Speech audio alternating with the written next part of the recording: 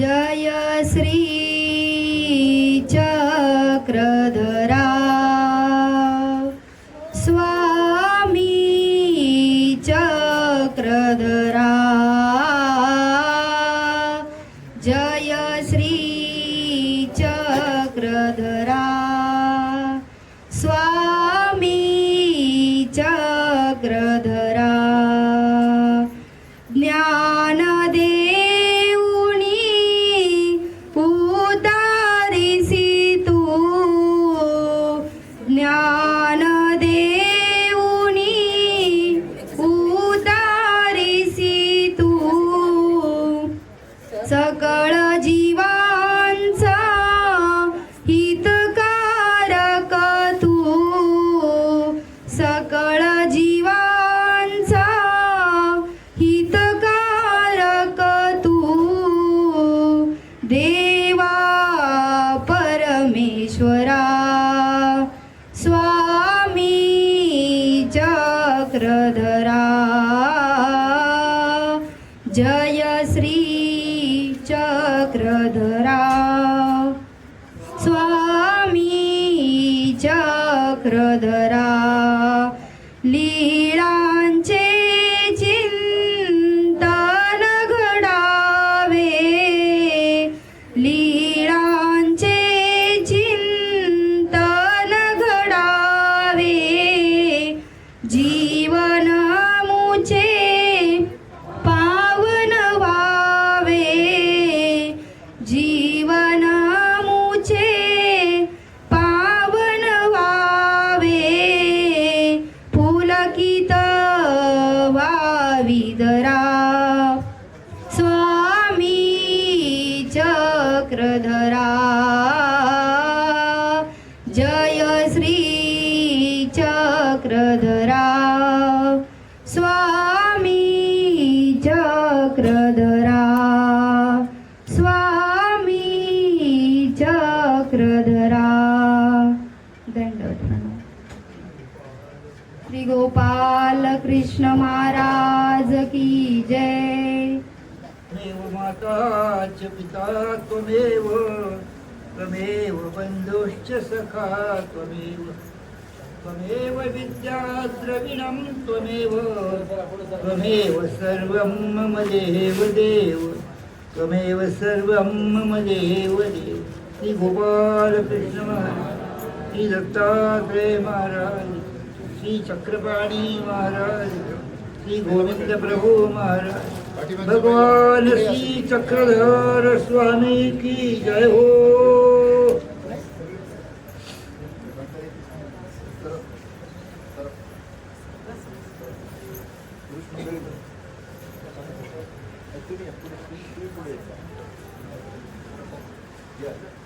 महिला मंडळी या पुढे या आणि आतमध्ये नका बसू कोणी, सगळे बाहेर या. बाहेर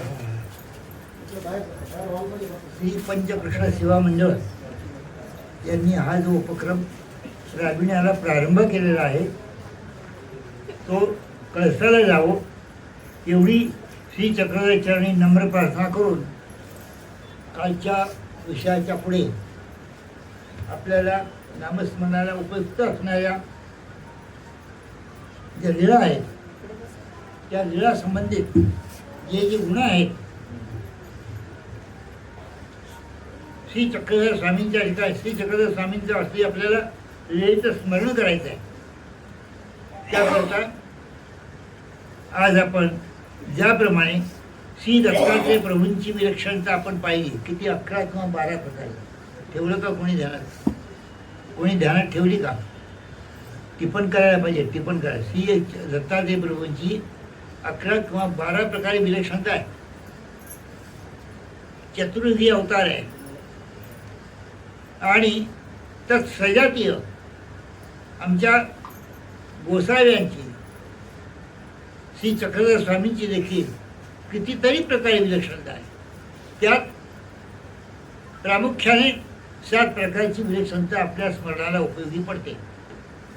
स्मरण कसं करावं, का करावं, कुणाचं करावं, कोणत्या नामाचं करावं, या ज्या गोष्टी आहेत हे आपल्या मनामध्ये काही वेळेला काय होते, काहूर निर्माण होते आम्हाला गुरुजीने दिलेले अमुक नाम दुसरे वास्तविक आम्हाला विभ्रमित करतात.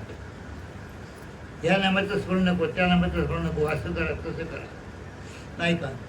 तर ही भ्रमावस्था नष्ट करण्याकरता, नाहीशी करण्याकरता, तो संशय परिहार करण्याकरता आपल्याला प्रभूचं नामचिंतन करायचं आहे. जे प्रभूनं आपल्याला सांगितलं आहे, प्रभूने आपल्याला जे निरूपण केलं आहे ते करायचं आहे.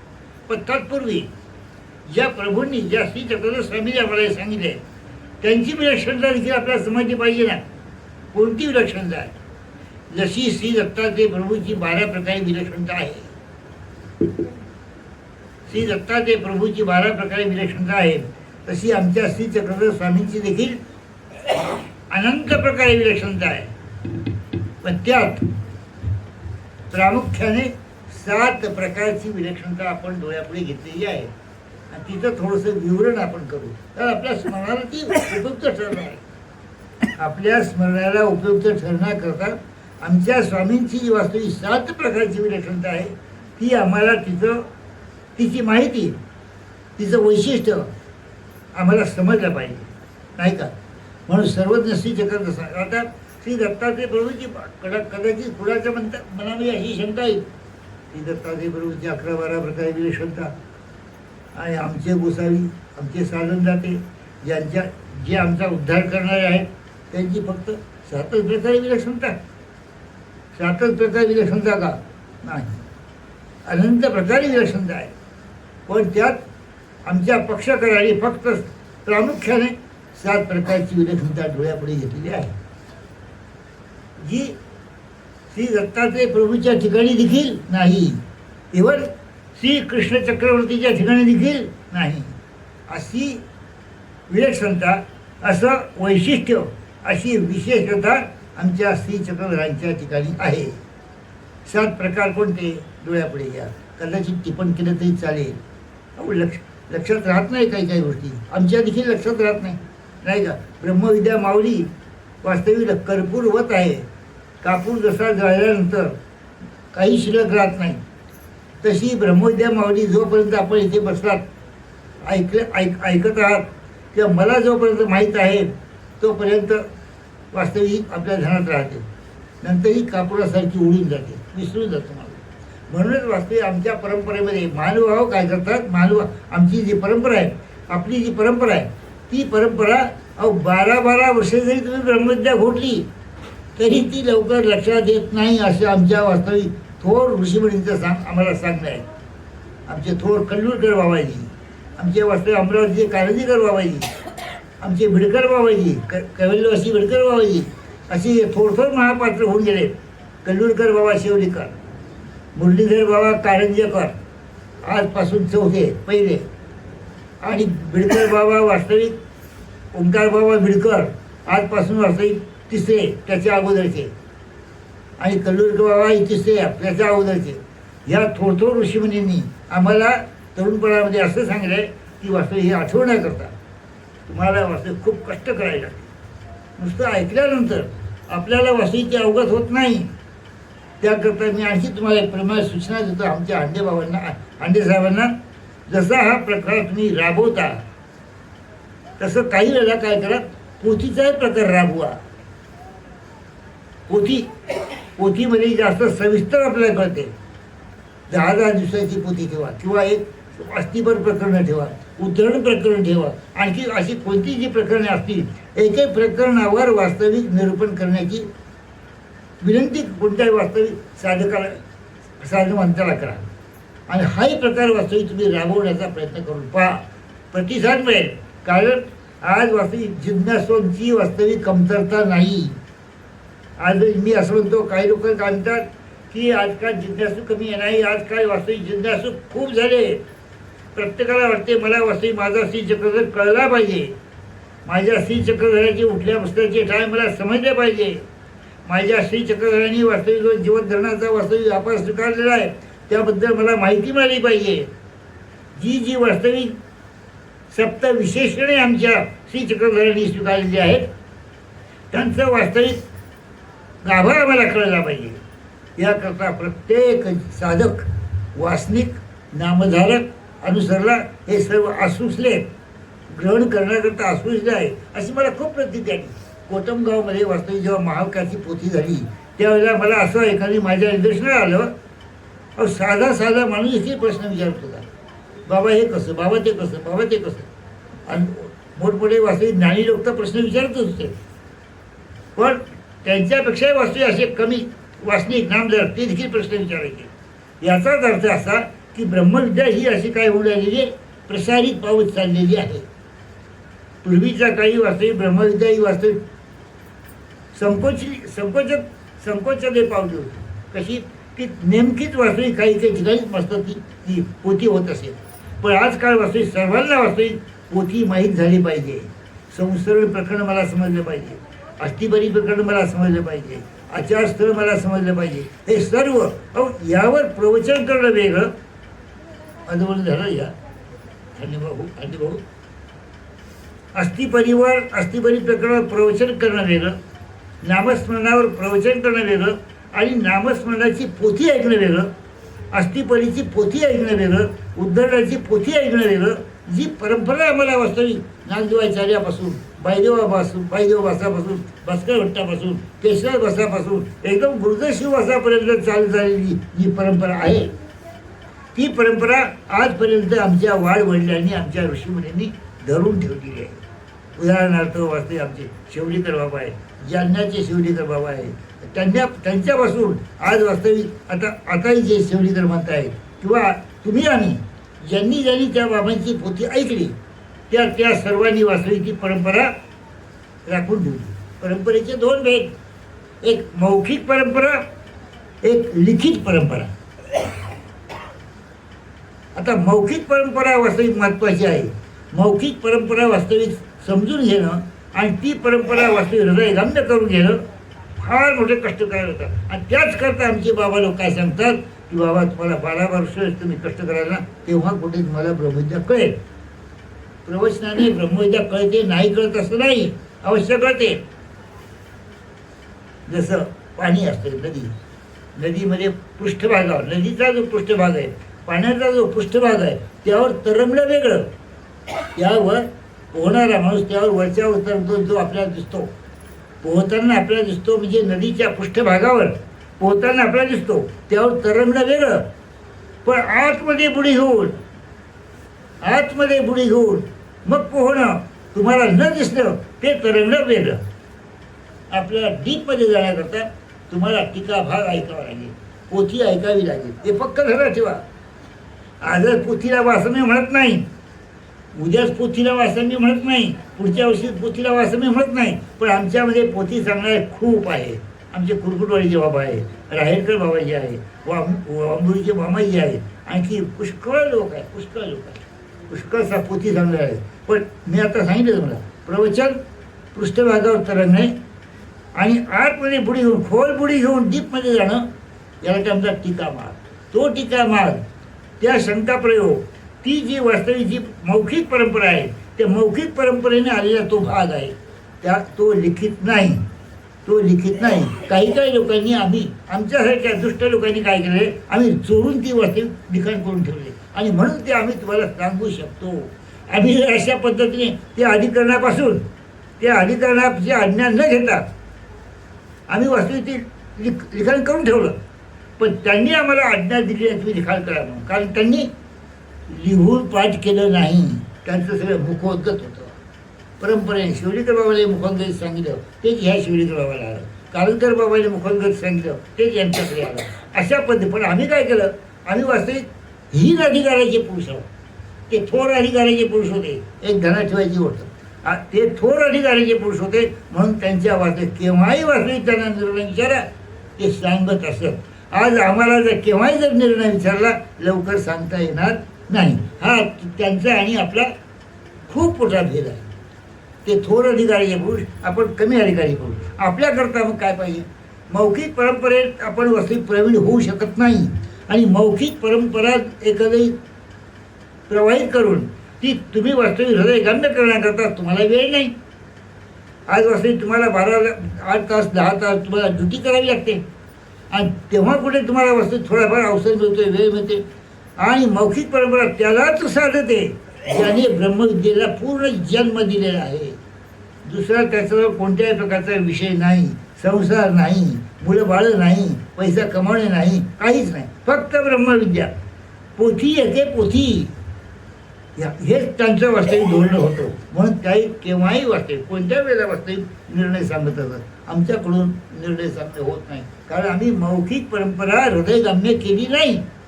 आम्ही लिखित परंपरा वास्तविक पाठ करून मग नंतर तुमच्या पुढे आम्ही काय करतो, ओरडतो. आलं का सर?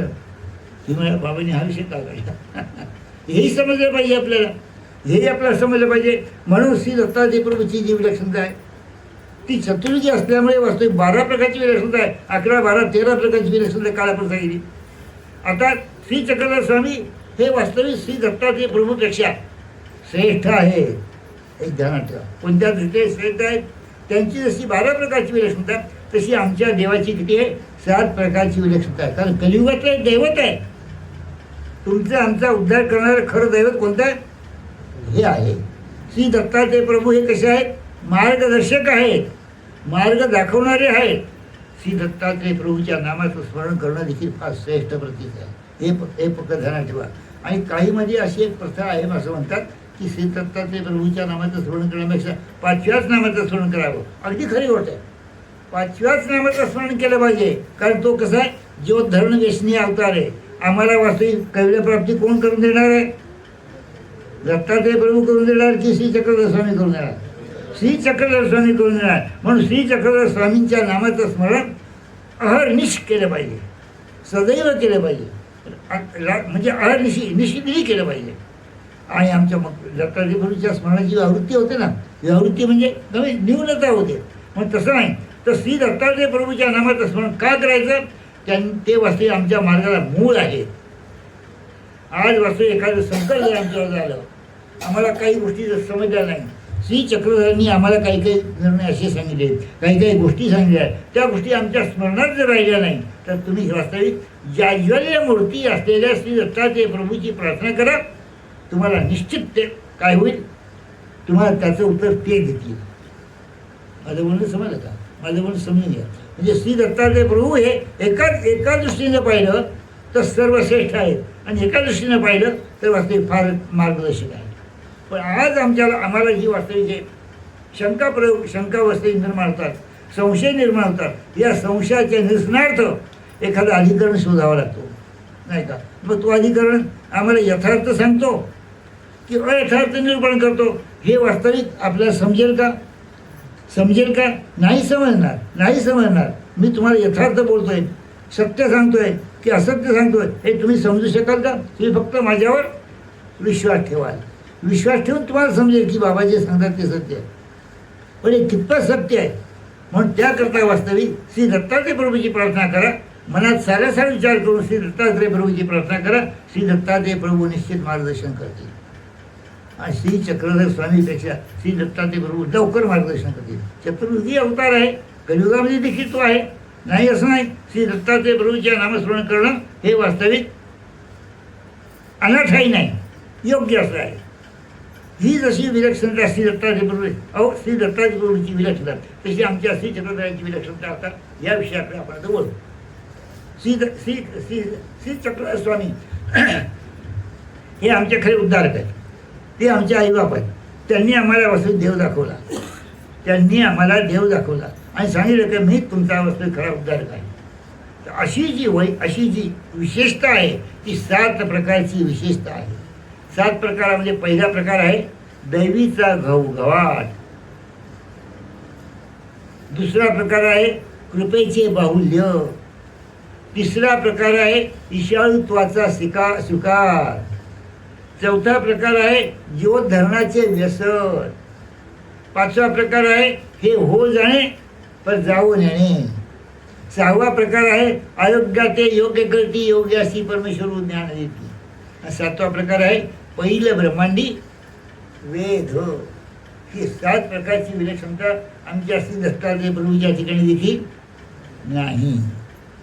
आमच्या श्री चक्रधर मी आता बोलतो एक एक विषय एक विलक्षणतेला मी स्पर्श करून पुढे जातो. ती विलक्षण आपल्याला समजली पाहिजे. आता पहिला श्री चक्रधर स्वामींच्या ठिकाणी दैवीचा घोघवाट. दैवी म्हणजे एक प्रकारचं लावण्य. लावण्य शब्दाचा अर्थ काय? लवण. लवणाचा अतिशय ते लावण्य. थोडंसं लक्षात ठेवायचं, समजत असेल. जर नाही समजलं ना मग मी सांगणार नाही तुम्हाला. पण समजत असेल तरी पण काही हरकत नाही. जरी तुम्हाला समजलं नाही, डोक्यावरून जरी गेलं तरी वास्तविक थोडंफार काय म्हणतात ना, जशी एखादी ती आमच्या स्वामीने एक दृष्टांत दिलेला आहे. कोणता? हेड्या बिहाडचा. तर ती वास्तविक लेकराने वास्तविक ती देवकेलाचा दृष्टांत दिला आहे. तर थोडंफार वास्तविक ती दूध पाजते. शेजारणी येतात, जवळ बसतात, ती दूध पाजते त्या बाळाला. दूध पाजता पाजता ते बाळ काय करते? दूध काही म्हणजे वमन करते. परत नंतर ती पाजण्याचा प्रयत्न करते, परत वमन करते, परत पाजण्याचा प्रयत्न करते, परत वमन करते, नाही का? मग शेजारी बाई असतात त्या म्हणतात, का गं ते वाचले ओकते, वमन करते, तरी तू पाजण्याचा प्रयत्न करते, कशाला पाजते तू? ते हे करते ना, ओकते ना ते.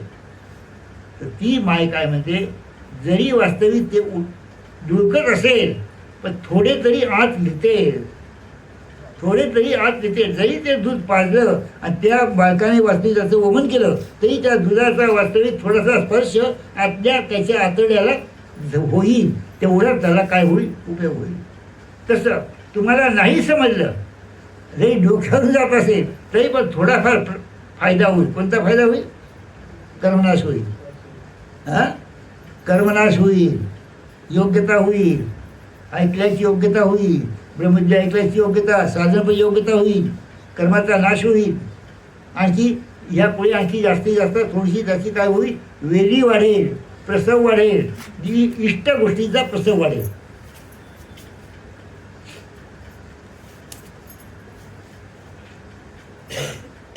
थोडं डीपमध्ये जाऊन बोलणार मी, लक्षात येईल. म्हणजे आपला फायदा होईल, फायदा होणार नाही असं नाही. म्हणून हे सांगण्याचा मी प्रयत्न करतो. पण तत्पूर्वी वस्तीची पूर्व मूळ पिठिका, पूर्व काय म्हणतात ना, पूर्व प्रस्तावित एक करावंच लागते, सांगावंच लागेल. तेव्हा पुढच्या विषयाला एक प्रकारचं चांगलं सूर येते, नाही का? आता दैवीचा घोघाट. मग आता इतर अवतार आहे, इतर जे अवतार आहेत, श्री दत्तात्रय प्रभू आहे, श्री कृष्ण चक्रवर्ती आहे, चक्रपाणी श्री चक्रपाणी आहेत, श्री गोविंद प्रभू आहेत, आणखी इतर जे अवतार असतील.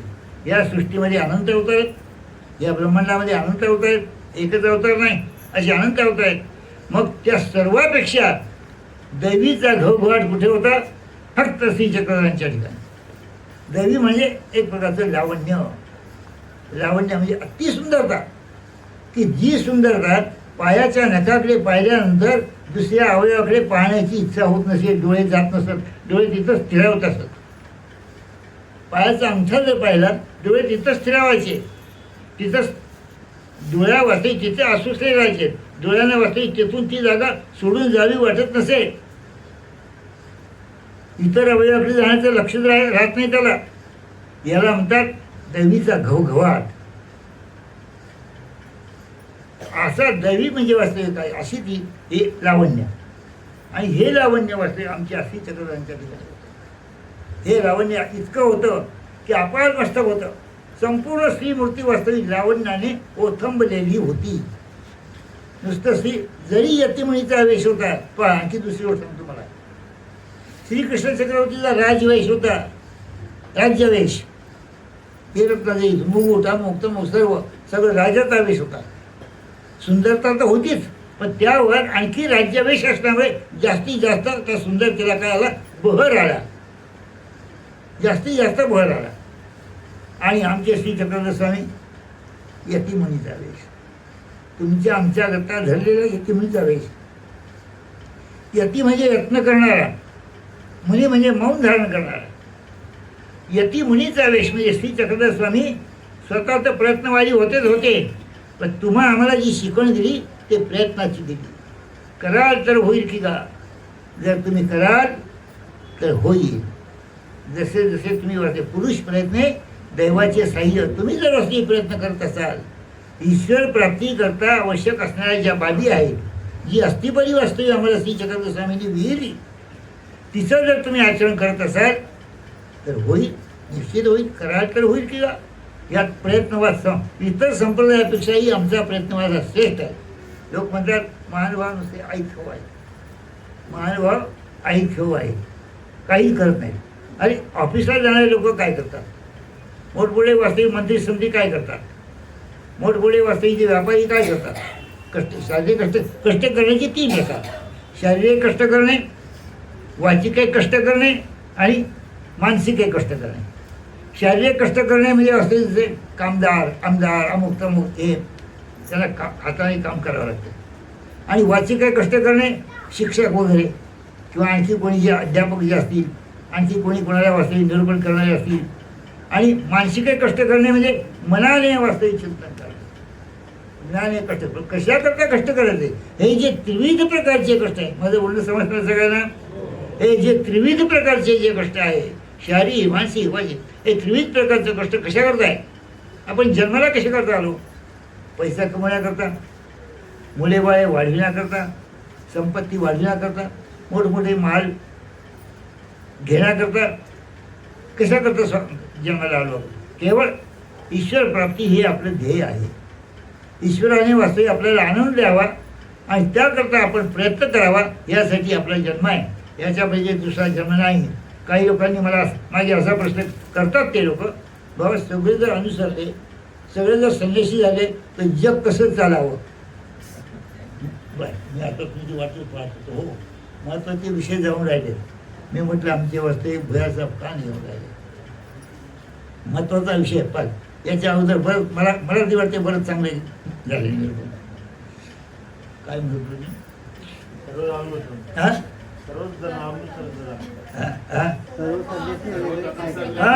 सर्व संन्यासी झाले तर जगाचं कसं होईल, कसं होईल.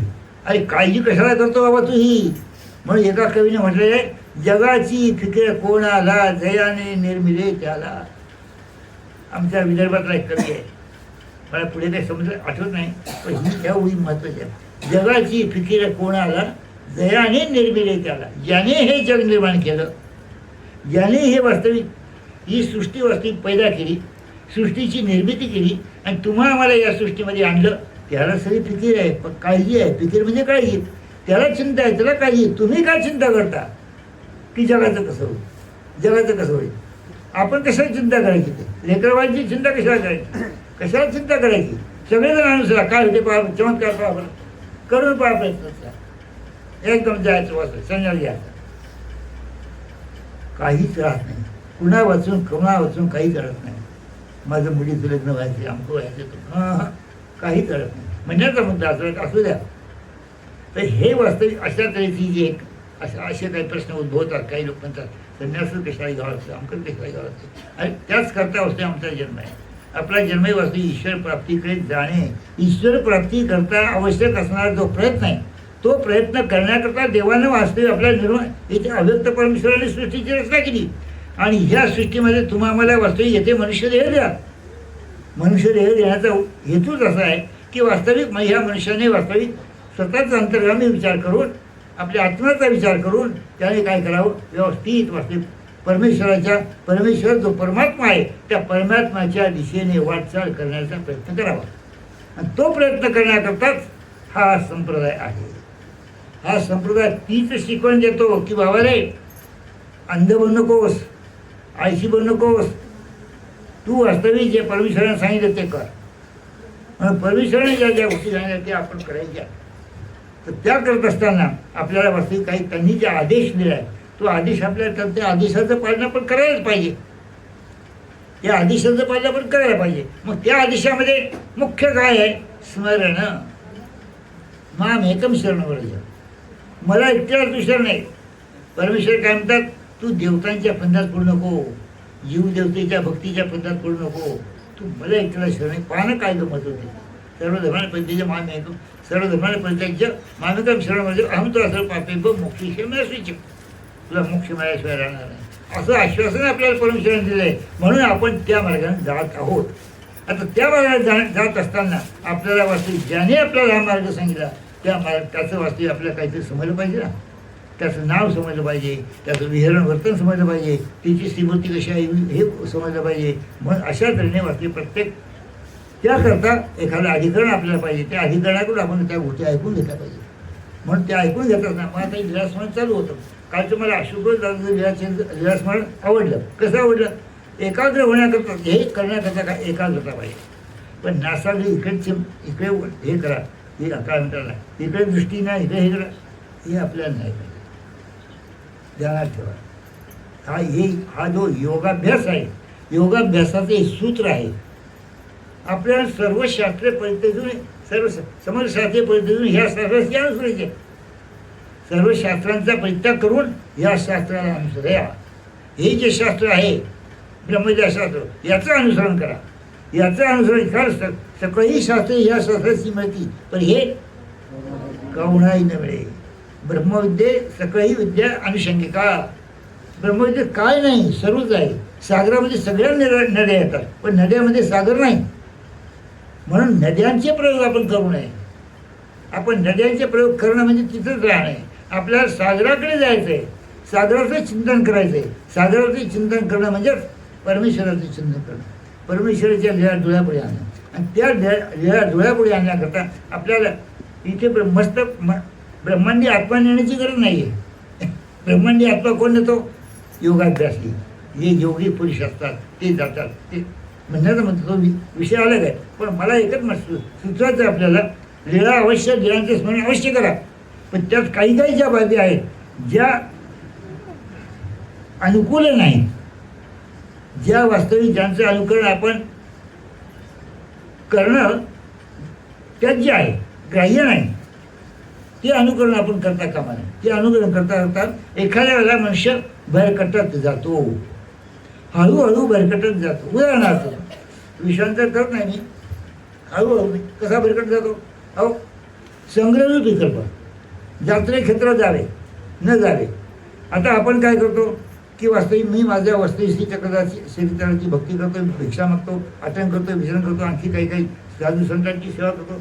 पण असं करत असताना एखाद्याने म्हटलं चला काशीला, मग जायचं का काशीला? जायचं का? चला अमक्या ठिकाणी, मग जायचं का आपण? कारण काय, तो संसर्गजन्य विकल्प आहे. म्हणून तर आमचे स्वामी म्हणतात जात्रे क्षेत्र न वचावे. तीर्थक्षेत्र वास्तविक पुरुष, तीर्थदेवता पुरुष आपले विती म्हणजे मोहभीती, भूलभीती आकर्षित करती. एखाद्या काशीला गेले म्हणजे तिथे गर्दी असते, पुष्कळशे साधू दिसतात, कोणी नंगे दिसतात, कोणी कसे दिसतात, कोणी वाटते मोठमोठे योगी पुरुष दिसतात. आपण त्यांच्याकडे पाहतो, काय योगी पुरुष आहेत. असं करता करता, त्यांची स्तुती करता करता हळूहळू माणूस तिकडे आकर्षित होतो. एकादशी, शिवरात्री, आणखी अशा काही गोष्टी आहेत. पुन्हा काही लोक काय त्याचा पर्याय, काही लोक काही युक्तिवाद काय करतात, पाहण्याच्या दृष्टीने जायला काय करतात, पाहण्याच्या दृष्टीने जायला काय हरकत आहे. पाहण्याच्या दृष्टीने म्हणजे पाहण्याच्या दृष्टीने म्हणजे नेत्रेंद्रियाची जी मनोरथ आहे, त्यांची इच्छा आहे, ती पूर्ण करण्याकरिता जायचं का? देवाने आम्हाला तो त्याग सांगितला आहे. देवाने सांगितलं की आम्हाला वास्तविक नेत्राचा विषय नको, शब्द, स्पर्श, रूप, रस, गंध हे आम्हाला नकोत, शब्द नकोत. देवतांचे शब्द म्हणजे एखादी समजा देवतांची स्तुती खूप चांगली असेल, ह्या देवतेचं एवढं म्हणजे आपलं मंदिर मोठं व्हायला पाहिजे, ही भावना आपण ठेवू नका. आपण फक्त परमेश्वर ही भावना, हे चिंतन करा की देवा माझ्या दृष्टीने तू जसं आहे तसा राहा, परंतु माझ्या काही इच्छा आहे तुझ्याबद्दलच्या त्या पूर्ण होते. देवतांची आवृत्ती आपण करायची नाही. म्हणण्याचा मुद्दा असा की ह्या ज्या गोष्टी आहेत हे करत असताना त्याचा आपण सांगोपांग विचार करायला पाहिजे. मूळ विषयाकडे आपण येऊ.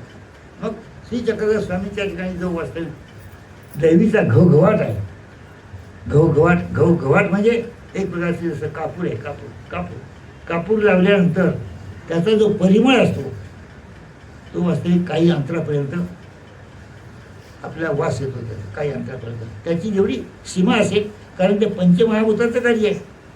जड आहे, कापूर जड आहे, म्हणून तरीही जड असून ते महाभूत असूनही तरी त्याचा वास्तविक जो परिमळ आहे काही अंतरापर्यंत जातो. अग्नी आपण इथं पेटवला तर त्या अग्नीचा वास्तविक जो झळा आहे, अग्नीची वाफ आहे, अग्नीचा जो वास्तविक ज्वाला आहे, ती ज्वाला वास्तविक काही अंतरापर्यंत जाते. आहे की नाही? आता म्हणून हे हे वस्तू काय जड पदार्थ आहे. मग असते चेतन पदार्थ. चेतन पदार्थ जेव्हा किती दूर जात असे, हा देवीचा घोघवाट किती दूर जात असे. अहो साधे वाचते पहा, राहिया पाठवधा राहिया भेटी. जेव्हा आमचे श्री चक्रधर स्वामी, अगोदर श्री चक्रधर स्वामीचं मूर्ती पहा, डोळ्याकडे घ्या. यतिमुनीचा वेश आहे, डोक्याला केस नाही, बोडके आहे, चांगले भाऊ आहे, मस्त बलगंड शरीर आहे, सर्व काही व्यवस्थित आहे. पीत गौर वर्ण आहे. पीत गौर किती गौर किती प्रकारचे आहेत, गौरवर्ण किती प्रकारचे आहेत. पीत गौर आहे, श्याम गौर आहे, कृष्ण गौर आहे. पीत गौर, श्याम गौर, आरक्त गौर आहे. पीत गौर आमचे श्री चक्रधर स्वामींचा वर्ण. पीत गौर म्हणजे ज्या गोरेपणामध्ये पीत म्हणजे पिवळ्या रंगाचा जास्तीत जास्त भाग असतो त्याला म्हणतात पीतवर्ग, पीतवर्ण, पीतगौर. आणि ज्या श्रीमूर्तीमध्ये जास्तीत जास्त आरक्तपणाचा भाव असतो त्याला म्हणतात आरक्त गौर. ज्याच्यामध्ये कृष्ण म्हणजे कृष्णवर्णाचा जास्तीत जास्त भाग असतो त्याला म्हणतात श्यामगौर. असे आरक्तवर्ण, आरक्त गौर, श्याम गौर किंवा कर्पूर गौर आणि ते पीत गौर. तर आमच्या श्री चक्रधर स्वामींची मूर्ती कशी होती, पीत गौर होती. म्हणजे पूर्ण पिवळी तर नाही. आता ते आपण पाहिले कधी चाफ्याच्या फुलात, मग कोणत्या सांगितलं, चाफ्याच्या फुलामध्ये वास्तविक जरी पांढुरकेपणा असला तरी आतमध्ये वास्तविक जे थोडंसं वास्तविक जो पिवळेपणा असतो, अशी झळा, तो पिवळेपणा, अशा पद्धतीचं आमच्या श्री चक्रधर स्वामीचं काय आहे, शरीर आहे. आणि ते शरीर पाहून लोक देखील वेदतात. लोक म्हणजे अनुकूल जन वेदती, प्रतिकूल जन वेदती आणि उदासही वेदती. अनुकूल जन वेदतात, सगळे जण म्हणतात की वास्तविक माझा देव श्री चक्रधर. सगळे अनुकूल, सगळे लोक म्हणतात. उदास देखील वेदतात. ज्यांना वास्तविक अनुकूल, त्यांना म्हणजे ज्यांना वास्तविक कशाची परवा नाही, पण ते देखील म्हणतात प्रतिकूल देखील वेदतात. आता अनुकूल व्यक्ती जसे पाटवधा राहिया भेटी. बीड जिल्ह्यातील पाटवधा गावामध्ये होती राहिया नावाचा एक व्यक्ती होती, एक भक्त होता. तर श्री चक्रधर स्वामी त्या गावातून जात असताना वास्तविक श्री चक्रधर स्वामीची ते पीत गौर वर्ण मूर्ती पाहिल्याबरोबर राहिया तोखला. गाली गा देवा अंग उघडे, फेडू दे डोळ्याचे पारणे. गाली गा देवा अंग उघडे, फेडू दे डोळ्याचे पारणे. म्हणजे अशा तऱ्हेचं वास्तविक राहियाने तिथं म्हटलं. इतकं आकर्षित झाला तो. गाली गा देवा संपूर्ण थोडं शरीर पाहिलं, थोडे वास्तविक हातपाय पाहिले, त्याने तो आकर्षित झाला. म्हणून त्याने काय म्हटलं, देवा अंग संपूर्ण अंग उघडं कर, माझ्या डोळ्याचं पारणं फिटू दे. अशा पद्धतीने ती आकर्षण शक्ती त्या अवतारामध्ये आहे, श्री चक्रधर अवतारामध्ये. अहो हे अनुकूल लोक तर भेटायचंच, वेधायचेच, पण प्रतिकूल जन देखील वेधत असत. प्रतिकूल जन. आणखी एका ठिकाणी जोगेश्वराचा एक राऊत होता. जोगेश्वरीच्या देवळामध्ये राऊत म्हणजे राजाचा पाईक, राजाचा सेवक, राजाचा कर्मचारी किंवा राजाचा चांगल्या वरच्या अधिकारावर असलेला पाईक. तो देखील जोगेश्वरीच्या देवळातून स्वामी गेले. जोगेश्वरीला आपलं स्थान आहे ना, तर तिथे वाचले. त्या देवळाच्या बाहेर तो होता. तिथे थोडासा अनुकूल नव्हता, प्रतिकूल नव्हता आणि काही उदासीन होता. अशा पद्धतीने तो राऊत होता. राऊत म्हणजे शिपाई. तर तो जोगेश्वरीच्या देवळातला जो राऊत होता तो राई तिथे देखील श्री चक्रधर स्वामीला पाहून भेटला. देखील गा कैसे गोसावी बरवे, देखील गा कैसे गोसावी बरवे. अनंत वास्तविक राजकुमारे देखील, पण ऐसा बर्वेपणा कवणे ठाई नाही. ऐसे सौंदर्य कवणे ठाई नाही. इतका तो वास्तविक वेधून गेला. तेथे वास्तविक श्री चक्रधरांची ती मूर्ती. आता ती मूर्ती कशी असेल, काय असेल, तुम्ही पाहिली नाही, मी पाहिली नाही, मागच्या अधिकरणांनी पाहिली नाही, कोणी पाहिली नाही. मग याचं चिंतन कसं करायचं आपण. डोळ्यापुढे थोडं ही लीळा आहे, ही लीळा डोळ्यापुढे आहे. पीतगौर आमचे शरीर. एक गोष्ट आणखी तुम्हाला सांगायची, संपूर्ण श्री चक्रधराची मूर्ती कधीही डोळ्यापुढे आणायची नाही. पाहिली का आपण, पाहिली. मानवा मासिका एकदा काय झालं, मानवा मासिक जेव्हा सुरुवातीला काढायचं होतं, आराध्यभाव होते, आराध्यभाव जुने आराध्यभाव, जुने आराध्यशा आराध्य मुलीला शास्त्री ज्यांनी गीता लिहिली, गीता रहस्यार्थ चंद्रिका ती लिहिली, तर त्यांना वास्तविक मानवा मासिक काढायचं होतं. ते मासिक काढण्याकरता वास्तविक वर मुखपृष्ठावर काहीतरी असावं ना. लोक तेव्हा घेतील ना पुस्तक घेण्याकरता किंवा मासिक लावण्याकरता काहीतरी हे असावं म्हणून श्री चक्रधर स्वामीचा फोटो कसा छापायचा प्रत्येक मार्गवारी गेले त्यावेळेला. तुम्हाला माहीत नाही या गोष्टी. प्रत्येक मार्ग आम्ही वस्ती त्याला लहान होतो, प्रत्येक मार्गोमार्गी ते गेले आणि श्री चक्रधर स्वामीचा फोटो मला या मासिकवर काढायचा कसा करू. आमच्या बाबांनी उत्तर दिलं, श्री चक्रधर स्वामी मी काही पाहिले नाही, कशी असते हे मला काही माहीत नाही, म्हणून मी काही वाचते. कोणी उत्तर दिलं आहे तर ढोरकर बाबांनी. मला माहीत नाही, मी श्री चक्रधर स्वामी पाहिले नाही, जाणले आहे तर पाहिले नाही. मग आता मी ते कशी असते आवरणं कसं असेल काय असेल हे मला माहीत नाही, पण मी काही सांगू शकत नाही. तिथून निघाले अमरावतीला आले. अमरावती या बाबाला बोलले मुखपृष्ठावर मला श्री चक्रधरचा फोटो छापायचा. आता तो फोटो छापणं त्याला नमस्कार करणं हा एक प्रकारचा विकल्प नाही का? विकल्प नाही का?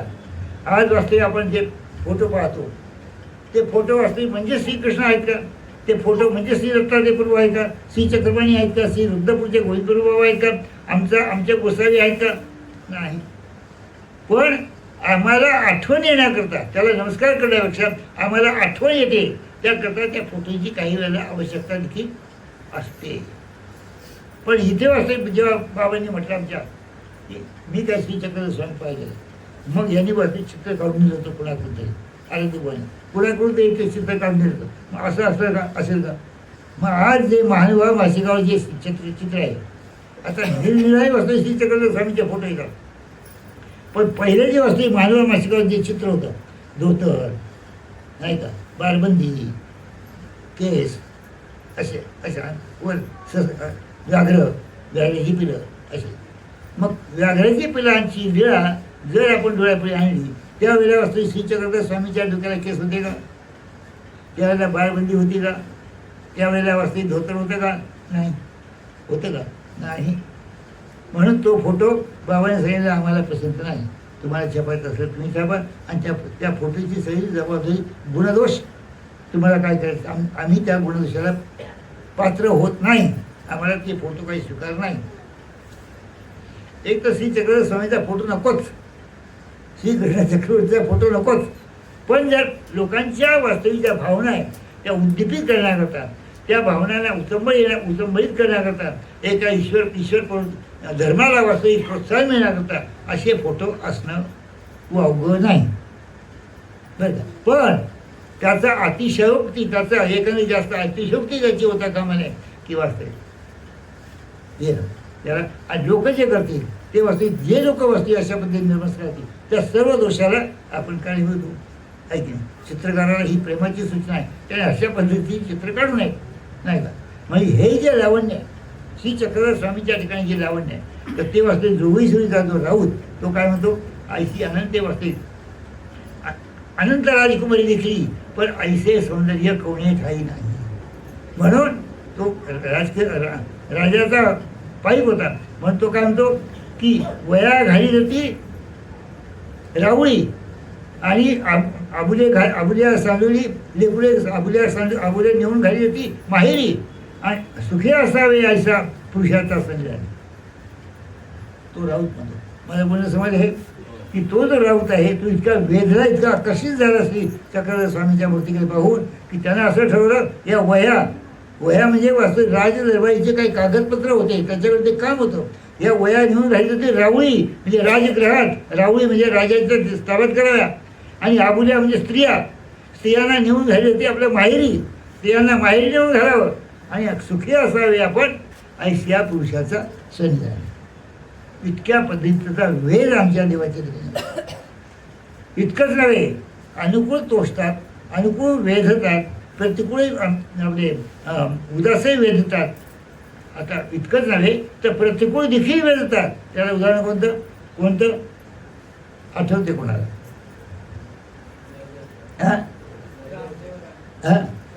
रामदेव राजा. त्याला हे उदाहरण रामदेव राजा ही वास्तविक प्रतिकूल.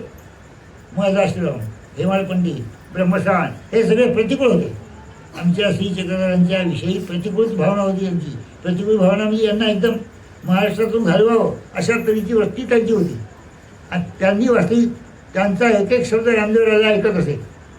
मग रामदेव राजाच्या मनात देखील ती कलुषितता निर्माण झाली. तो भाव निर्माण झाला, किरमिश निर्माण झालं आणि तो देखील वास्तविक आमच्या श्री चक्रधराविषयी अत्यंत प्रतिकूल झाला. आणि शेवटी वास्तविक ज्या काही गोष्टी आहेत, शेवटी जेव्हा पालखी नेली त्याच्याजवळ जात असताना तो देखील इतका वेगळा आकर्षित झाला. तो देखील काय म्हणतो, जोग्याचा अंगुठा कैसा बरवा असेल. अंगुठा पाहून घेतला म्हणजे अंगुठाचं इतकं सौंदर्य आहे, अंगुठाच्या ठिकाणी जेवढं सौंदर्य आहे तर श्रीमूर्ती किती सुंदर असली पाहिजे. याला आमचा दैवीयाचा घवघवाट, कापुराचा परिमळ जसा वास्तविक दूर जातो तसं वास्तविक श्री चक्रधर स्वामींच्या ठिकाणी ही दैवी होती, जे लावण्य होतं. त्या लावण्याचं एक प्रकारचं काय त्यांच्या भूतेत ओले पसरलं. आजही पहा, ज्यावेळेला तुम्ही देवी देवतांचे फोटो काढता, देवी देवतांचे फोटो काढतात, त्या फोटोच्या अवतीभोवती एक चक्र असं काढतात तुम्ही, ओलं आहे ते म्हणजे मूर्तीच्या ठिकाणी असणारा जो प्रकाश आहे त्या प्रकाशाचं ओले तुम्ही त्या मूर्तीच्या भोवती काढता. आपण काढतोच की नाही तसं आता इतकंच नव्हे, केवळ परमेश्वराच्या ठिकाणी जे प्रकाशाचं ओले असं नाही, तुमच्या आमच्या ठिकाणी देखील ओले आहे. आलं का जाणार कसं?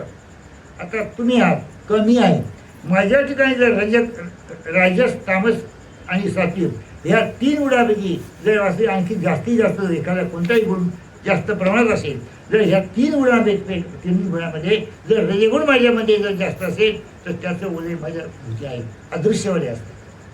श्री चक्रधर स्वामीच्या भोवती देखील जे ओले होतं ते अदृश्यच असतं, कोणाला दिसत नव्हतं. श्रीकृष्ण चक्रवर्तीच्या ठिकाणी वास्तविक जे ओले होतं ते अदृश्यच असते, कोणाला दिसत नव्हतं. तुझं प्रत्येक मनुष्याच्या ठिकाणी ओले असते. कोणतं ओले असतं? आत्म्याच्या म्हणजे तुमच्या आमच्या अंतःकरणात असणारा जो रजभाव, तमभाव, सत्वभाव जो असेल, आपण त्रिगुणाने वेष्टीत आहोत. आपल्या ठिकाणी त्रिगुण आपण भरलेले आहोत त्रिगुणाने. मग ह्या जो त्रिगुणात्मक वास्तविक जो भाव आहे त्यामध्ये जो प्राधान्य करून जो जास्त असेल त्याचं ओले आपल्या अदृश्य असते आणि ते काही अंतरापर्यंतच राहते. आपण म्हणतो ना, एखाद्या माणसाच्या सहवासात गेल्यानंतर आपोआप तिथे मनुष्य काय होतो, आकर्षित होतो. हे काय? त्या ओल्याचं कारण. त्या ओल्याचं कारण एखाद्या साधूच्या जवळ, एखाद्या अधिकाऱ्याच्या जवळ जा तुम्ही, तिथं बोलायची इच्छा होत नाही. आमचे कल्लोळकर बाबा असे होते, कल्लोळकर बाबा सावळ्या रंगाचे होते, पण इतके सुंदर होते काय सांगू तुम्हाला, की त्यांच्या जवळ माणूस गेला आपोआप त्यांना त्या माणसाला भीती वाटायची, आपोआप त्याला भीती वाटायची. त्यांच्या कसा हे कशाचं कारण आहे? त्यांच्या भोवती असणारे जे ओले असेल, सात्विकतेचं गंभीरतेचं जे ओले असेल, त्या ओल्याचा प्रभाव, त्या ओल्याने वास्तविक याच्यावर छाप पडलेली असते, जाणाऱ्या माणसाला छाप पडलेली असते. ध्यानात आलं का? आलं का? हे ध्यानात आलं का तुमच्या? म्हणण्याचा मुद्दा असा, प्रत्येक माणसाच्या भोवती हे ओले असते. त्या ओल्यामुळे त्याचा स्वभाव आपल्याला माहीत पडतो. कोण कशा स्वभावाचा आहे, कोण कशा स्वभावाचा आहे हे आपल्याला कळतं. मग श्री चक्रधर स्वामीच्या ठिकाणी असणारे जे देवीचा घवघवाट, हा घवघवाट असं हा जो देवीचा घवघवाट आहे, लावण्य आहे, हे लावण्य वास्तविक आता पहा, श्री चक्रधर स्वामीच्या श्रीमूर्ती भीतर जे ईश्वर स्वरूप आहे, जे ईश्वर स्वरूप आहे त्या ईश्वर स्वरूपी देखील लावण्य आहे. कारण काय म्हटलंय की सगळे शक्ती शब्द सकाळी देवता, सकाळी गुण, सकाळी धर्म, सौंदर्य, लावण्य, औदार्य, सौभाग्य हे सगळे गुण वास्तविक कुठे आहे? ते स्वरूपी ईश्वर स्वरूपी आहे. आणि त्या स्वरूपात जेव्हा परमेश्वर अवतार घेतात त्यावेळेला स्वरूप त्या मूर्तीमध्ये येतेच की नाही? मूर्तीमध्ये ते स्वरूप येते. त्या स्वरूपाबरोबर लावण्याचा देखील स्वीकार असतो, सौंदर्याचा देखील स्वीकार असतो, आणखी सौंदर्य, लावण्य, औदार्य, सौभाग्य या गुणांचा देखील स्वीकार असतो, दया, माया, कृपा, गुणा या गुणांचा देखील स्वीकार असतो. तर हा सगळा जो विशेष आहे, जास्तीत जास्त प्रमाणात आमच्या श्री चक्रधर स्वामींनी या गुणांचा काय केलेला आहे? स्वीकार केलेला आहे. श्रीकृष्ण चक्रवर्ती या ठिकाणी नाही असं नाही, आहे, पण आमच्या श्री चक्रधर स्वामीपेक्षा कसं त्यांच्या ठिकाणी बाह्य सौंदर्य असतो. श्रीकृष्ण चक्रवर्तीच्या ठिकाणी बाह्य सौंदर्य हे आर्य नागर आणि श्री प्रभू आर्य हे आर्य नागर म्हटले, देवाने म्हटले. आर्य म्हणजे आर्यिकपणा, कसं नाही वेंधळेपणा, गबाळेपणा राहणं. श्री प्रभू बाबा कसे होते? गबाळेपणा राहणं, 16 वस्त्र, दाढी आणि बिंबेपर्यंत दाढी, मी असं तरीचं म्हणा. याला म्हणतात काय म्हणतात? आर्यिकपणा. आर्य म्हणजे श्रेष्ठ नाही, आर्य म्हणजे आर्यिकपणा. आर्य म्हणजे श्रेष्ठ एका अर्थाने, पण आर्य म्हणजे आर्यिकपणा या अर्थाने. आणि नागर म्हणजे अत्यंत सुंदर, अत्यंत सुंदर. श्रीकृष्ण चक्रवर्ती आणि आमचे गोसावी हे काय होते, नागर म्हणजे अत्यंत सुंदर होते. त्याच्यात फरक कोणता की श्रीकृष्ण चक्रवर्तीच्या ठिकाणी बाह्य सौंदर्य जास्त होतं, स्वरूपी सौंदर्य होतं, लेपिक सौंदर्य होतं. पण आमच्या स्वामींच्या ठिकाणी लेपिक सौंदर्यापेक्षा स्वरूपिक सौंदर्य अधिक प्रमाणात होतं, अधिक प्रमाणात. आणि त्यामुळे वास्तविक सौंदर्याचं अधिक हवा, दैवीचं अधिक हवा कोणाकडे जास्त, आमच्या असतात, स्वामीकडे जास्त. म्हणून हे स्वामीचे काय आहे वैशिष्ट्य, पहिलं वैशिष्ट्य, ही पहिली विलक्षणता. इतर अवताराच्या, आता इतर प्रत्येक अवताराच्या ठिकाणी स्त्रियांचे अवतार असोत, मनुष्य अवतार असोत, श्री प्रभू हवा असोत, श्री चक्रपाणी असोत, श्री दत्तात्रय प्रभू असोत, सगळे अवतारी वास्तविक लावण्य आहे, नाही असं नाही. पण त्यांनी जे स्वीकार केलेला, जे अवतार, जो अवतार स्वीकार केलेला आहे त्या श्रीमूर्तीमध्ये जे स्वरूप आहे त्या ठिकाणी लावण्य आहे. आलं का जाणार. आणि आमच्या गोसावीचं कसं आहे, ते तर लावण्य आहे स्वरूपाचं, पण आणखी लावण्याचा खूप स्वीकार केला, खूप इतका स्वीकार केला. शक्तिअंग सौंदर्य, शक्तिअंग सौंदर्य म्हणजे परमेश्वराच्या ठिकाणी सौंदर्य लावण्य अमकं तुम्ही ह्या ज्या शक्ती आहेत, या शक्ती देखील वास्तविक सौंदर्यात्मक आहेत, लावण्यात्मक आहेत, दयात्मक आहेत. या प्रत्येक शक्तीच्या ठिकाणी सगळे गुण आहेत, प्रत्येक शक्तीच्या ठिकाणी सगळे गुण आहेत. आणि त्याचबरोबर त्या शक्ती ज्या स्वरूपाच्या आधारे आहेत त्या स्वरूपाच्या ठिकाणी देखील खूप लावण्य आहे, खूप सौंदर्य आहे, खूप दयेचा भाव आहे, खूप मायेचा भाव आहे, कृपेचा भाव आहे, करुणेचा भाव आहे. माझं बोलणं समजून आलं तुम्हाला. म्हणजे श्रीकृष्ण चक्रवर्तींनी शक्तीचा स्वीकार केला आणि त्या शक्ती ज्या स्वरूप, शक्ती कशी आहे, ईश्वर स्वरूप आहे. ईश्वर स्वरूप कसं आहे, ईश्वर स्वरूपाच्या ठिकाणी अनंत शक्ती परमेश्वर, अनंत शक्ती परमेश्वर, अचिंत्य अनंत शक्ती परमेश्वर सकाळची व्यवस्था करून देते. म्हणजे अचिंत म्हणा इतक्या शक्ती आहेत स्वरूपामध्ये, ईश्वर स्वरूपी. त्या स्वरूपी प्रत्येक शक्ती सुंदर आहे, प्रत्येक शक्ती ज्ञानवान आहे, प्रत्येक शक्ती विज्ञानवान आहे, प्रत्येक शक्ती. मग त्या शक्तींची समृद्धी, त्या शक्तींचा भाव ईश्वर स्वरूपी देखील आहे. नाही पण तुम्हाला लवकर पण तुम्हाला उदाहरण देतो.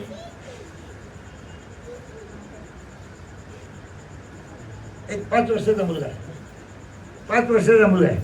तो वास्तविक आपला घडवा उचलू शकतो, तांब्या उचलू शकतो. त्याला जर तुम्ही काही मोठं भांडं उचलायला सांगितलं, उचलेल का? नाही उचलणार. तोच वास्तविक 50 वर्षाचा वास्तविक सद्ग्रस्त आहे, तो वास्तविक उचलेल. याचाच अर्थ असा की या 50 वर्षाचा असलेला जो मनुष्य, याच्या ठिकाणी स्वतःच्या ठिकाणी असणारी जी शक्ती, ती शक्ती असून त्या शक्तीमध्ये या लहान मुलाच्या 5 वर्षाच्या मुलाच्या ठिकाणी जी शक्ती आहे त्या शक्तींची त्याच्या ठिकाणी काय आहे, समृद्धी. लक्षात आता लक्षात येईल का नाही. म्हणजे 5-10 वर्षाचा जो मुलगा आहे त्याच्याकडून जेवढं वजन उचलण्याची ताकद आहे, जी शक्ती आहे, तेवढी शक्ती वास्तविक 40-50 वर्षाचा मनुष्य उचलू शकतो. याचाच अर्थ असा की तो जो मनुष्य आहे त्याच्या ठिकाणी वास्तविक शक्ती तर आहेतच आहे, पण ती कशी आहे की लहान मुला त्याच्यापासून ज्या खाली जो काय लहान मुलगा आहे त्याच्या ठिकाणी असणारी जी शक्ती आहे त्या शक्तीची समृद्धी त्याच्यामध्ये आहे. म्हणून आपण काय म्हणायचं, लहान मुलाची शक्ती मोठ्या मनुष्याच्या शक्तीमध्ये आहे. जसं आणखी आपल्या मराठी म्हण आहे, हाथी के पाव में सबके पाव, हाथी के पाव में सबके पाव. हातीच्या पायाचं उदाहरण जर दिलं तर बाकी सगळ्या जनावरांचे पाय द्यायचं लागले, सगळ्या पायांची समृद्धी हत्तीच्या पायामध्ये आली. आता समृद्धीचा अर्थ समजला का? हां, समृद्धीचा अर्थ समजला. म्हणजेच काय की तशी त्या शक्तींची समृद्धी ईश्वर स्वरूपी आहे. शक्ती तर ईश्वर स्वरूपाची आश्रित आहे, पण त्या शक्तींच्या ठिकाणी जी पावर आहे ती पावर देखील वास्तविक आमच्या स्वरूपाच्या मध्ये खास स्वरूपामध्ये आहे. स्वरूपच तशा प्रकारचं आहे. त्या शक्तींची सगळी समृद्धी त्या स्वरूपामध्ये आहे. स्वरूपामध्ये शक्ती तर आहे, स्वरूपामध्ये वास्तविक भाव तर आहे, सौंदर्याचा भाव आहे, सगळ्याच भाव आहे. पण त्याच शक्तींच्या ठिकाणी असणारा जो भाव आहे, शक्तींच्या ठिकाणी असणारं जे सामर्थ्य, ते सगळं सामर्थ्य आमच्या ईश्वर स्वरूपी आहे. ही ईश्वर स्वरूपी किती सामर्थ्य झाले, एक त्याच्या स्वरूपामध्ये असणारं जे सामर्थ्य ते एक, आणि इतर शक्तींच्या ठिकाणी जे सामर्थ्य, त्या सामर्थ्याची समृद्धी ईश्वर स्वरूपी असणे हे 2 आले आहे. तसं वास्तविक इथे काय आमच्या श्रीचरण इतर अवतार जे आहेत, तिरींचे अवतार, मला सांगता बरोबर आपण विषयावर जाऊ. तिरींचे अवतार आहे, बाकीचे सगळे अवतार आहे. या सगळ्या अवतारांच्या ठिकाणी वास्तविक सौंदर्य आहे, लावण्य आहे, सगळंच आहे. कशावरून तुम्हाला सांगता आलं पाहिजे. आता कारण ईश्वर स्वरूप आहे प्रत्येक ठिकाणी. तिऱ्यांच्या अवतारी देखील त्या अवताराच्या तिऱ्यांच्यामध्ये वास्तविक तिऱ्यांच्या देहामध्ये देखील ईश्वर स्वरूप आहे. पशुमध्ये अवतार जर घेतला तर पशुमध्ये वास्तविक ईश्वर स्वरूप आहे, नाही का? आणि आपला मनुष्य अवतार घेतला त्या मनुष्यामध्ये देखील ईश्वर स्वरूप आहे. वेडा पिसा मुका युक्त हे सगळे अवतार त्या प्रत्येक अवताराच्या ठिकाणी स्वरूप आहे, ईश्वर स्वरूप आहे त्या देहामध्ये. मग ज्या अर्थी त्या देहामध्ये ईश्वर स्वरूप आहे त्या अर्थी त्या देहामध्ये त्या स्वरूपाचं सौंदर्य त्याच्या ठिकाणी आहे. म्हणजे सर्व अवतारी 12 अवतार, 12 अवतारी सौंदर्य आहे, 12 अवतारी लावण्य आहे. 12 अवतार समजले कोणते आहे माहिती कोणाला? 12 अवतार, तिऱ्यांचे अवतार 4, मनुष्य अवतार 4 आणि देवावतार 4 आणि परत मग पुढीचे 4 पात्र 4 अवतार. तिऱ्यांचे अवतार 4. कोणी पक्ष्यामध्ये अवतार होतो, पक्षी अवतार, पशु अवतार, असे हे 4 प्रकार. आणि मनुष्य अवतार, वेडा पिसा मुका युक्त. त्याचबरोबर देवावतारामध्ये वास्तविक इंद्रामध्ये देवा परमेश्वर अवतरतात किंवा आणखी कोणत्याही देवतेमध्ये परमेश्वर अवतरतात, हे प्रकार आहेत. पुष्कळ खोल भाग येतो. आणि मग नंतर परमेश्वर आणखी हा कोणता पुढीचे 4 पात्र. पुढीचे 4 पात्र याचा अर्थ असा, पुढीचे 4 पात्र याचा अर्थ असा की वास्तविक जसं एक शेवडा परदेश होता, जसं बाईसा पूर्वी म्हातारीशी ईश्वर सेवा घडली म्हणून घरात जाऊन संबंध दिला. पूर्वी म्हणजे पूर्वसृष्टी, पूर्वप्रमाणी पूर्वी म्हातारीशी म्हणजे बाईसाशी ईश्वर सेवा घडली, परमेश्वर सेवा नाही घडली, ईश्वर सेवा घडली म्हणून घरात जाऊन आम्ही संबंध दिला. कुठे? पैठणला. हे करून आलो आणि ते बाईसाला घरी गेलो आणि त्यांच्या पाय पुसण्यावर बसलो, असा संबंध दिला. आले का? लक्षात आलं का? म्हणजे याचा अर्थ असा की वास्तविक प्रत्येक अवतारी सौंदर्य आहे, प्रत्येक अवतारी लावण्य आहे. कोणतं लावण्य? स्वरूप. प्रत्येक अवतारामध्ये वास्तविक स्वरूप आहे, ईश्वर स्वरूप आहे. म्हणजे वास्तविक त्या स्वरूपाचं सौंदर्य तिथे आलं की नाही? फक्त शक्ती सौंदर्य नाही, शक्तिरूप सौंदर्य नाही, शक्तिरूप लावण्य नाही. ते कुठे आहे? मनुष्य अवतारी म्हणजे श्रीकृष्ण चक्रवर्तीच्या ठिकाणी, श्री दत्तात्रय प्रभूच्या ठिकाणी आणि आमच्या श्री चक्रधर स्वामीच्या ठिकाणी. मग त्यामध्येही श्रीकृष्ण चक्रवर्तीपेक्षा, श्री दत्तात्रय प्रभूपेक्षा आमच्या घुसाळ्याचा विशेष कोणता? दैवीचा घवघवाट. दैवीचा घवघवाट म्हणजे उफाळून येते. ती दैवी, ती सुंदरता उफाळून येते याचा अर्थ असा की मनुष्य आकर्षित होतो. उफाळून आल्यानंतर ते जे ओले आहे त्या ओल्यामध्ये मनुष्य आल्यानंतर एकदम आकर्षित. जसं एखादे कोणतं रिंगण जर केलं एखाद्या मांत्रिकाने, त्या रिंगणामध्ये वास्तविक जर कोणी दुसरा आला की वास्तविक तर खात्मा होऊन जातो किंवा तो त्याच्याकडे आकर्षित होतो. वशीकरण करणारे लोक असतात की नाही ते देखील. आता चालता काही लोक वशीकरण करतात. म्हणण्याचा मुद्दा असा की वास्तविक अशा पद्धतीचं वास्तविक दैवीचा घवघवाट आपण लक्षात घ्या. ही एक विशेषता, ही एक विलक्षणता आमच्या श्री चक्रधर अवतारी आहे. असा दैवी याचा घवघवाट इतर अवतारी नाही. मग दैवी आहे नाही असं नाही, मी तुम्हाला त्याच करता जास्तीत जास्त स्पष्टीकरण केलं. दैवी नाही असं नाही, दैवी आहे, पण ती कशी आहे? आमच्या श्री चक्रधर स्वामीपेक्षा कमी. आणि ती दैवी कोणती आहे? स्वरूप तिर्यंचं एक पशु आहे, त्याच्यामध्ये वस्ती परमेश्वर अवतारले, त्याच्यामध्ये परमेश्वर अवतारले म्हणजे पशु अवतार, तिर्यंचे अवतार. मग त्यात स्वरूप ईश्वर स्वरूप आलं ना त्याच्यामध्ये. मग ईश्वर स्वरूप आलं याचाच अर्थ असा की ते स्वरूपाचं सौंदर्य त्यामध्ये आलंच की नाही? स्वरूपी असलेलं सौंदर्य त्या स्वरूपासोबत कुठे जाणार? इथंच राहील. आलं ना? म्हणजे येणे अर्थ आहे प्रत्येकाच्या ठिकाणी सौंदर्य आहे, प्रत्येकाच्या ठिकाणी लावण्य आहे, प्रत्येक अवताराच्या ठिकाणी सगळ्याच गोष्टी आहेत. त्यांच्या ठिकाणी दया आहे, माया आहे, अमुक आहे, सगळं नाही असं नाही. उदाहरणार्थ स्त्रियांच्या आणि तो जेव्हा आया खातो, किडे खातो, त्या ज्या किडे आहेत, आया आहेत, त्यांची त्याला कण उत्पन्न होते म्हणून तो खातो. त्याला वेळेच्या फळाला पाठवतो. त्याला उतरण्याची लिळा म्हणतात. ते वेळेच्या फळाला ते जातात. फार खोल विषय तो. म्हणण्याचा मुद्दा मला एकच सांगायचा की ही जी दैवी आहे, हे जे लावण्य आहे, सगळं अवतारी आहे. श्रीकृष्ण चक्रवर्तीच्या ठिकाणी, दत्तात्रय गुरूच्या ठिकाणी, पण यांच्यापेक्षा आमच्या देवाच्या ठिकाणी ही दैवी जास्त. कोणत्या दृष्टीने? ही स्वरूपीचं असेल, स्वरूपीचं लावण्य तर आहेच आहे, पण त्या शक्तीचं लावण्य आहे आणि विशेष प्रकारे स्वीकार केला गेला आहे. विशेष प्रकारचा स्वीकार आहे, विशेष प्रकारचा स्वीकार केलेला आहे. आणि त्यामुळे वास्तविक आमच्या श्री चक्रधर स्वामीचे अनुकूल जनही तोखे वेदती प्रतिकूल जनही तोखे वेदती, उदास जनही वेदती, सगळेच वेदतात. त्याच्याकरता तुम्हाला उदाहरण दिलं, रामदेव राजेचं उदाहरण दिलं, जोग्याचं उदाहरण, जो आपला तो राऊत आहे त्याचं उदाहरण दिलं. आणखी कशाचं उदाहरण दिलं? आपलं राहिया, पाठवला राहिया बेटी. किती वेळ झाला?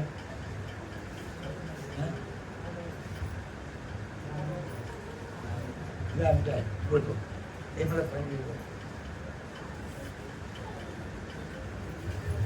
बाईक सांगते मी थोडंसं काय लक्षात राहू केंद्र राहू, पण डोक्यावर जरी गेलं तर मग त्या डुळकेल्या बाईच्या दृष्टांताप्रमाणे थोडे तरी डिटेल, थोडंफार काहीतरी स्पर्श होईल. किती करतो आता आतड्याला ओलेपणाचा स्पर्श होईल की नाही, म्हणजे फायदा होणारच आहे, नाही का? प्रेमळच्या मोठी आवड आहे, प्रेमळची आवड आहे, सोपी आहे.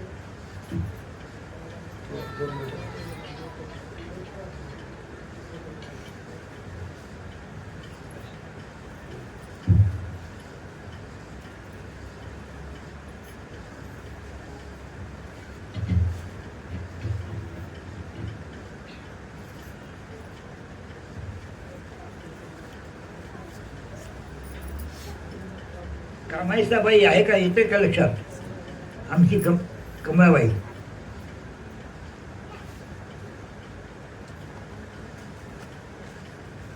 डॉक्टर आहेत, डॉक्टर म्हणजे विद्येची डॉक्टर, पीएचडी झाली आहे.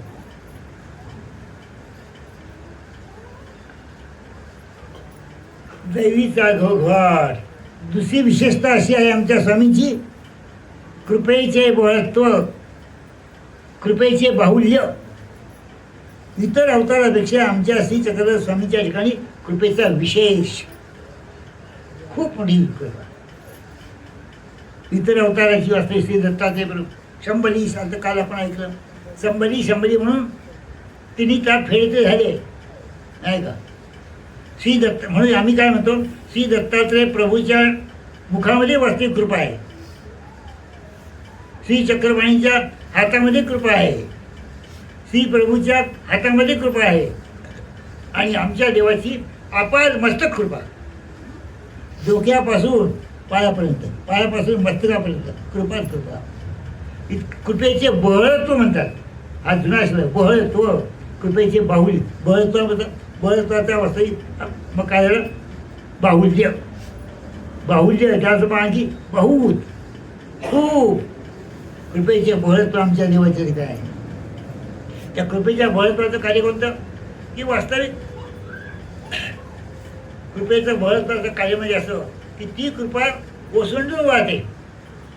स्वामी श्री चक्रधर हे वास्तविक कृपेचं कार्य वास्तविक विचार करून करतात. इतर अवतार श्री दत्तात्रय प्रभू हे आपले श्रीकृष्ण चक्रवर्ती विचार करून आपल्या मनाशी ठरवून त्याची कणव पाहून, म्हणजे त्या जीवाने ह्या जीवाने कोणती कणव एवढी, कसा तोष जोडलेला आहे, काय केलेलं आहे, काय जोडलेलं आहे, या विचार करून त्या अनुसार त्या अधिकारानुरूप ते वास्तव काय करतात? कृपेचं कार्य करतात. कृपेने वास्तव एखादं दातृत्व करतात, दान देतात.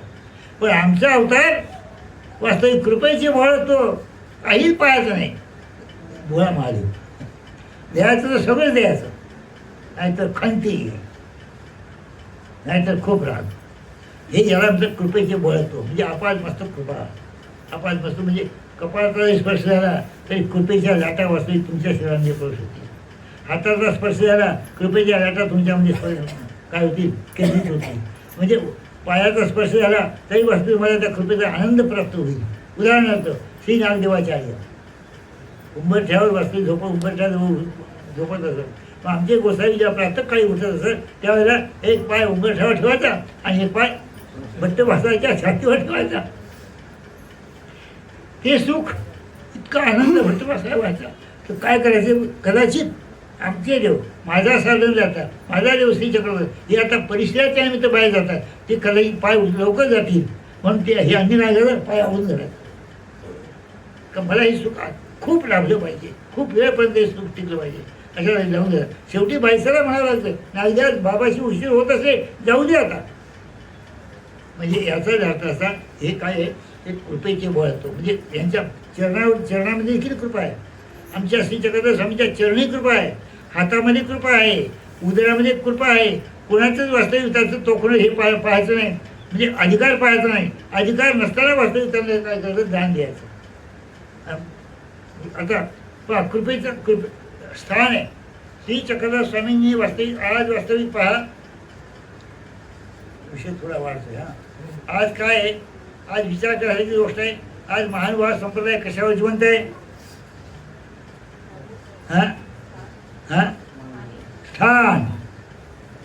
स्थान जर नसतं तर तुमच्या ज्ञानाला कोण विचारतो? हो नाही का?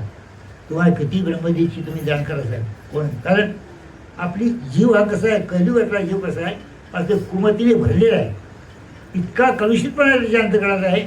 काल मी बोलता बोललो मी तुम्हाला की कृतयुगामध्ये जवळजवळ 100% सात्विकता होती.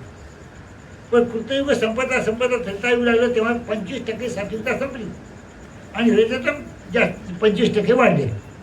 हे बोललो का काल? बोललो. आता त्रेतायुग लागलं तर वास्तविक 25% आणखी 25% वास्तविक सात्विकता कमी झाली आणि 25% आणखी काय वाढलं? दोष वाढले.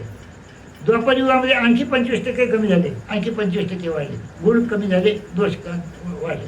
आणि कलियुगामध्ये संपूर्ण कलियुग म्हणजे कलियुग तस्करता वंशरता हा जण भरपूर, म्हणजे इतकं विषयाचं बळत्व आहे, इतकं दोषाचं बळत्व आहे. कलियुगासारखा कलियुग म्हणजे वास्तविक कलहाचं युग. माझ्या स्मरण महात्म्य पुस्तकामध्ये मी त्याचं वर्णन केलेलं आहे की कलहाचं युग म्हणून कलियुग. कली म्हणजे आकळी, सत्वाते धर्माते आकळी. सत्वगुणाचा वास्तविक ऱ्हास झालेला आहे, धर्माचा ऱ्हास झालेला आहे. आज क्वचित बोटावर मोजण्या इतके लोक वास्तविक या रजतमापासून काय आहे, दूर आहेत. आणि ते कोणते? जे ब्रह्मविद्येकडे आकर्षित आहेत ते. बाकी तुम्ही इकडे पाहत नाही. कोणताही बाकीच्या संप्रदायाची आपण व्यावृत्ती करायची नाही, पण कोणताही माणूस पाहत बारकाईने की काय आहे, प्रत्येक ठिकाणी निरूपण करतील. हा अमका अटकेत आहे, तो तमका अटकेत आहे, तो तमका अटकेत आहे, तो तमका अटकेत आहे. काय तसं आमच्या ब्रह्मविद्येमध्ये आजपर्यंत असा प्रकार घडलेला नाही. का? त्याला आपल्या दोषाचं भय आहे. तो घाबरतो की माझ्यापासून हा दोष घडता कामा नये. त्याला कमीत कमी दररोज प्रायश्चित्त करतो, काय करतो, प्रसव मोडतो. पण इतर ठिकाणी जशी अटकेत हे बाकीचे आहे, थोडं निरूपण करणारे, थोडं वास्तविक लोकांना आकर्षित करणारे, हजारो लोक वास्तविकांच्या प्रश्नाला उपस्थित राहणारे, आणि ते अटकेत नाही. काय आहे हे? आणि आपल्या महानुभाव संप्रदायामध्ये मला असं कुठं दिसलं नाही. दिसलं का? कुठं दिसलं का? कुणी अटकेत गेला, कुणी येता गेला नाही. म्हणून ब्रह्मविद्या माऊली मळे माखले हाती धुये. ब्रह्मविद्या माऊलीमध्ये असा गुण आहे की मळाने माखलेला जो जीव असेल त्याला साफ करते, हे धुवून टाकते. मळे माखले हाती धुये. मळाने माखलेला, दोषाने माखलेला जो पुरुष, दोषाने लिंपायमान झालेला, दोषाने स्पर्शित झालेला, दोषात अंगीकारलेला पुरुष त्याला धुये म्हणजे वास्तविक त्याला वास्तविक साफ करते. इतकी वास्तविक ब्रह्मविद्येमध्ये ताकद आहे. आणि म्हणून लोक काय करतात, दोषाकडे आता जीव आहे, जीव दोषाकडे आकर्षित होतो नाही असं नाही. येथेही वास्तविक कोणी असो दोषाकडे आकर्षित होतो, पण चटकन वास्तविक विषयवस्था करू जाणे त्याशीच ऐकूया पुराण भागवत.